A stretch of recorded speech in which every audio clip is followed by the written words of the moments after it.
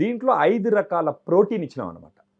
అంటే మామూలుగా మార్కెట్లో ఉండే వాళ్ళలో 2 రకాల ప్రోటీన్స్ 3 రకాల ప్రోటీన్స్ మాక్సిమం ఉంటుంది. కానీ దీంట్లో 5 రకాల ప్రోటీన్ ఉంటుంది. ఎందుకంటే డయాబెటీస్ వాళ్ళకి ఒక రకమే ప్రోటీన్ ఫుల్గా ఇస్తే మాక్సిమం అబ్జార్బ్ కాదు.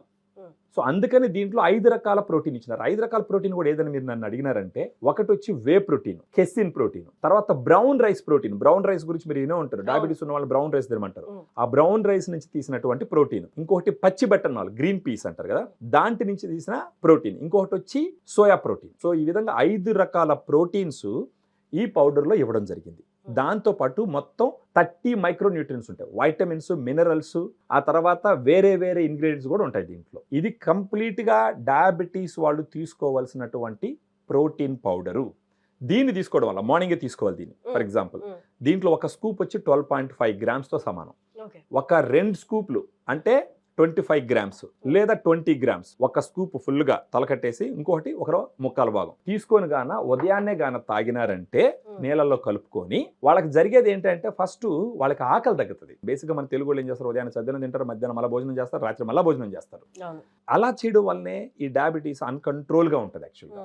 అలా కాకుండా మార్నింగ్ డయాగ్రాండ్ పౌడర్ కానీ తీసుకున్నారంటే దీంట్లో ఉన్న ప్రోటీన్ కంటెంట్ వల్ల దీంట్లో ఉన్న ఫైబర్, మళ్ళీ దీంట్లో ఫైబర్ కూడా ఉంటుంది. ఫైబర్ కూడా చాలా ఇంపార్టెంట్ డయాబెటీస్ ఉన్న వాళ్ళకి.